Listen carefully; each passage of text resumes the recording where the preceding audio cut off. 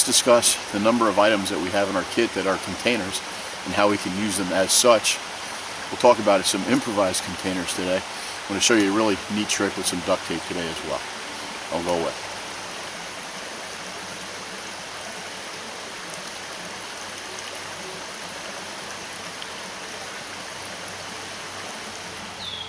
Okay, let's take a look at, what I carry on a day-to-day basis, or this pack that's always in my truck.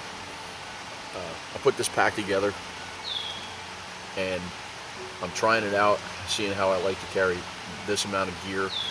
You may think that it's a little bit more than what you're used to seeing me carry, and it probably is. I mean, there's an addition to a couple more containers and items of comfort per se. But the thing about it is that I'm not really carrying a large pack. It's a small pack, and I have it full. Do I need some of these items? No, I don't. That's not the purpose of this discussion. We're talking about containers. Let's break it down into two types. I like to break it down into soft containers and hard containers. Now, we know through the times and through ages that civilizations were built on containers. What they were able to carry, what they were able to store for long-term and for short-term, depending on if they were moving from resource to resource, or moving from where the game is here to where the game is there. Again, resources. So, breaking it down into the hard and soft, what are we going to start off with? Well, obviously, I'm going to carry a water bottle. And we have a stainless steel water bottle in which we can boil water in. We can create char cloth in if we needed to. And we could also use it in self-aid. We can use it as an ice pack, actually. We fill it with water, keep it cool in the stream. You can put it behind your neck, or on your temple, to try to ease a headache or something of that nature. To go along with that, there is also a nesting cup. Again, something that we can create decoctions or infusions in. If we actually had to, we can use it for other medicinal items as well. But we can cook in that just as easily as if we were cooking in this. This can be our makeshift pot, if we so desire. If we look at it from another standpoint, we could use this to dig. There's nothing saying that we couldn't. If we needed to dig a hole, we could use this. If we needed to move snow, we could move snow with this as well. If we come over here, you'll see that I have another water bottle. Now, where I am in the Northeast, water is not a problem. I'm always going to run into a stream, pond, lake, someplace. Am I going to put water in one of them? Sure I am, because I always want to have water, readily available for me. As you can see here, there's water.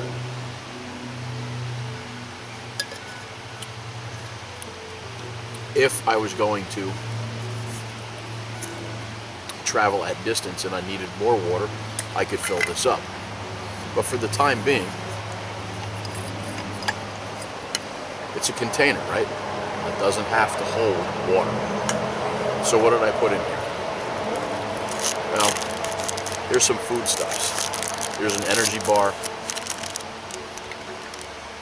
some tea bags, and here's a big thing too.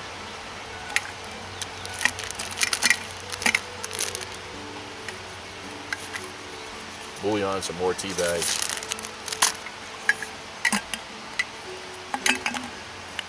But I have spices as well. Okay, 3 spices that I carry with me all the time: salt, cayenne pepper, and ginger. And they'll work for me, not just to spice up any game that I may acquire, or wild edibles that I may have, but they can work for me medicinally as well. Again, it's a container. If it doesn't have anything in it, it's not really doing you any good. If you put something in it, it just reduces space that's taken up in your pack, and it allows you to carry more.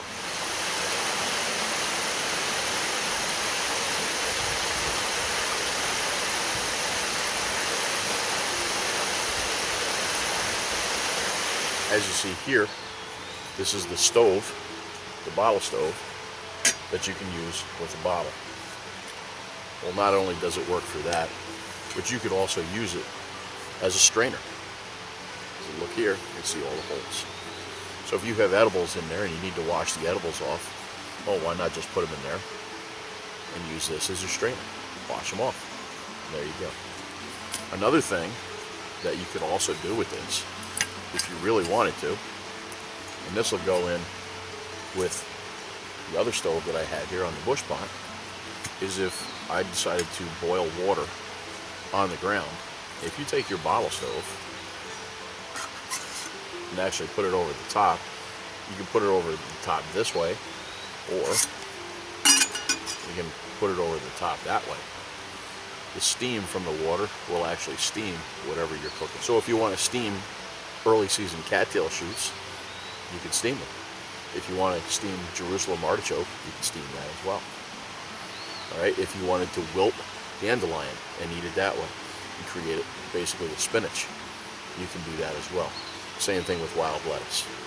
You know, these are things that you can do that are not that difficult. You just have to think about what you would use at home. Take what you have in your kit and use it that way. You would actually be surprised as to the amount of foodstuffs and things that can help you on the trail in one of these 32-ounce bottles. You know, if you wanted to, you could fill this entire thing up with trail mix, and you would have, you know, multiple calories for at least a day, if not 2 days. You know, if you start to think about it, a good trail mix, depending upon the amount of fats and proteins that you put in, that trail mix, that 32 ounces of trail mix, could easily exceed, you know, 3,000 to 4,000 calories, dependent upon what you put in it.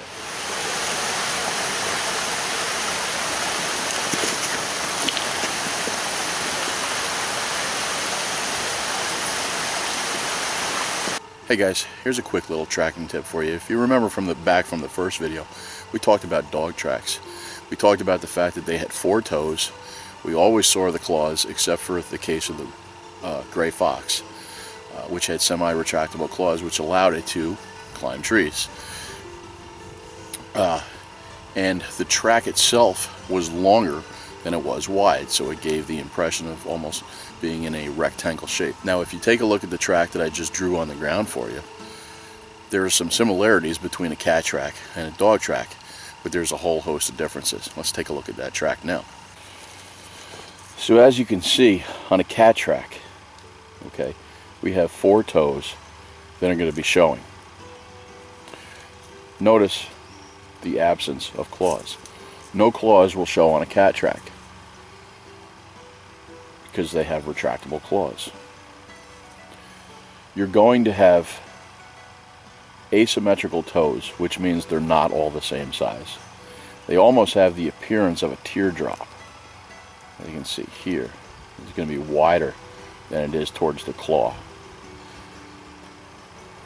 The number 2 toe that's right here will be larger than the subsequent toes thereafter. You'll also have a leading toe, which designates whether or not this is a right or a left paw. Remember, that leading edge will be out farther, and this is towards the body. If you look at the pad here, you'll notice that there are 2 lobes on the top, but yet 3 on the bottom, much like in the case of a canine. The track itself appears more round than anything. So if you're in the woods and you're tracking and you have a round track, the interdigital pad itself has 2 lobes on the top, 3 on the bottom, asymmetrical teardrop shaped toes. You're probably looking at some type of cat. So that's your quick tracking tip for today. That's cat track in a nutshell. Round track, 4 asymmetrical teardrop toes, and an interdigital pad that has 2 lobes on the top and 3 on the bottom. Remember, dog only has 1 lobe on the top, not 2.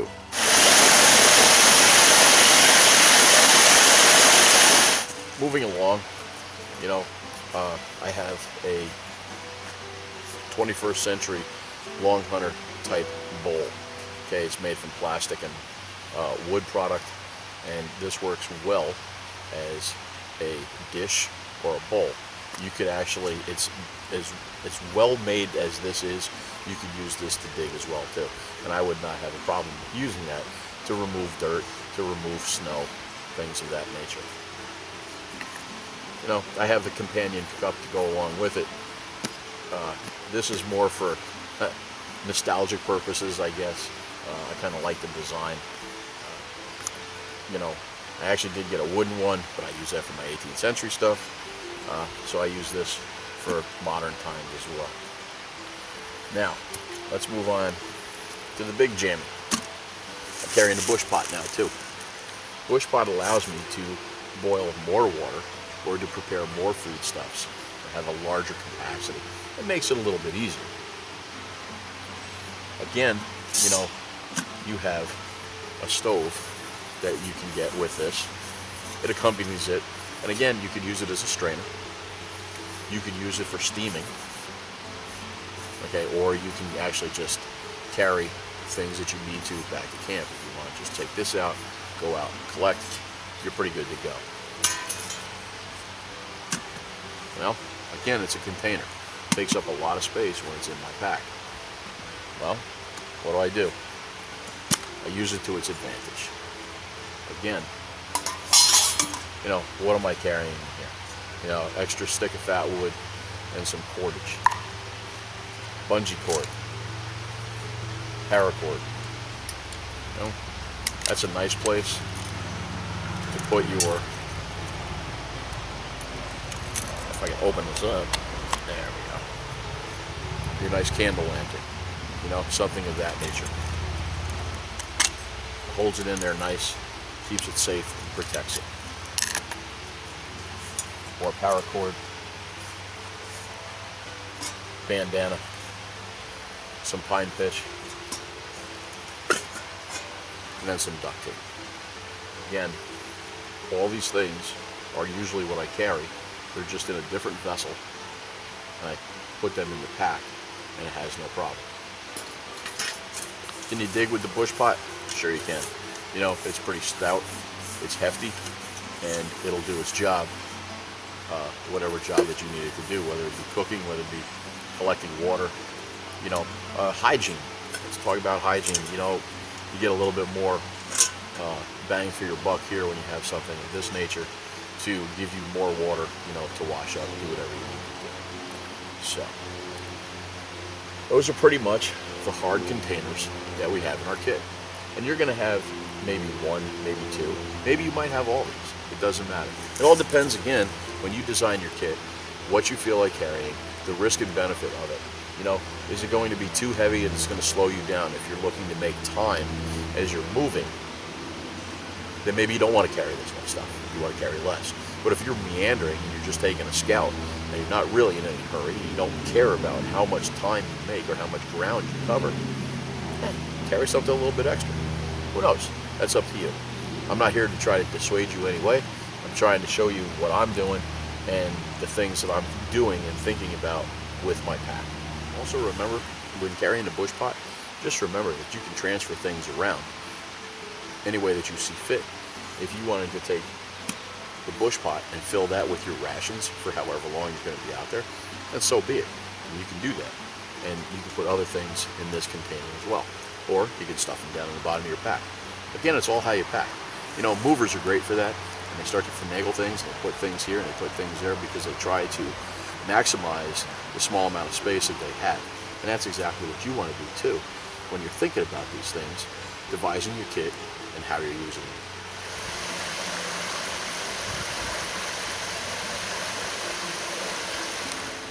So, let's take a little bit of break from containers for a second. Let's take a little walk. You know, one of the things that you should probably carry with you is a journal.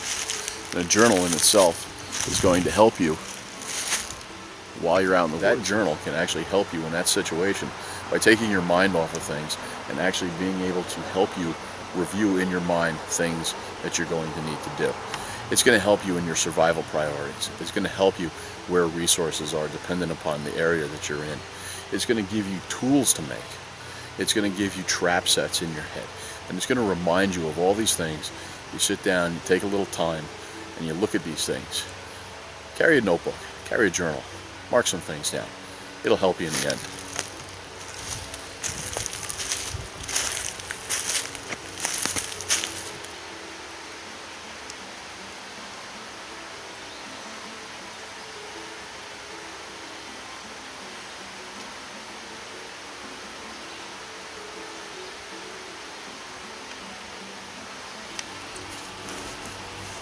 Alright guys, let's move into what I call the soft containers now. Now obviously, soft container, the very first thing that we have is we have our packing itself. Okay, we carry all our other containers in it. This is what allows us to do that. How does this help us? Well, again, if we really needed to, if we were setting up a camp and we took everything out, we can use it to collect anything that we needed to. We can collect our edibles, we can collect our medicinals, we can collect our firewood, we can collect our smalls. Any resources that we need to carry, we can stuff in our pack here, and it becomes basically a basket for us. All right? We have a tarp. How am I going to use this as a container? Well, if I lose my pack, I can very easily make a Roycroft pack. I can put the rest of the contents within the center of my shelter tarp, and I can affix it to that, and I can use it in that way. Or I can take it, lay it out, pick up all four corners, turn it around, put a knot in it, and carry it over my shoulder. It's pretty simple, it's down and dirty, and it's going to help you do that. We can use this as a rain catch, and I'll discuss that in a second. Okay, I have my fire kit. The fire kit is in a small dry bag. Right? You don't see a large dry bag here. There's a reason for that, which I'll get to. But anyway, if I really wanted to, if I needed to, I could take the contents of my fire kit out, put it in my pack, and I can use this to collect water. Because it's a dry bag, so it's going to hold water.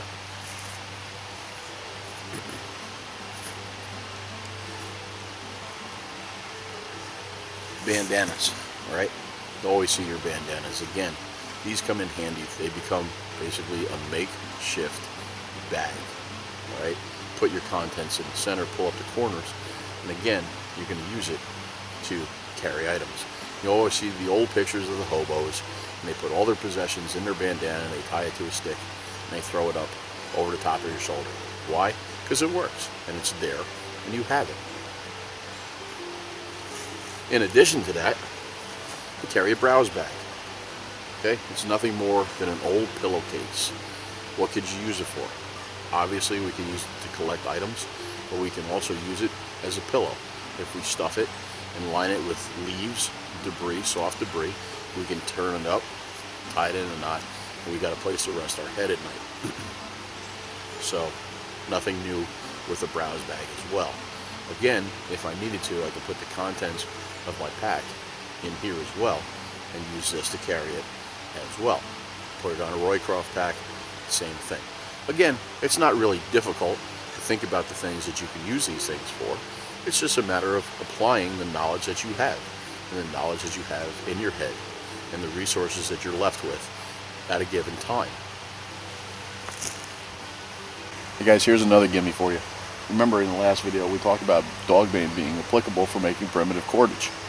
Well, you can use spruce roots too, or any other root that's pliable, that's close to the surface, that you can see right here, that you can use as well. Okay? Take them, clean them, as we have here. Alright? And you're going to be able to twist these the same way and make this into your cordage as well. It may take more to make that cordage, but as you can see, that was 3 roots in a reverse wrap, and we just made cordage. Another little freebie for you on cordage.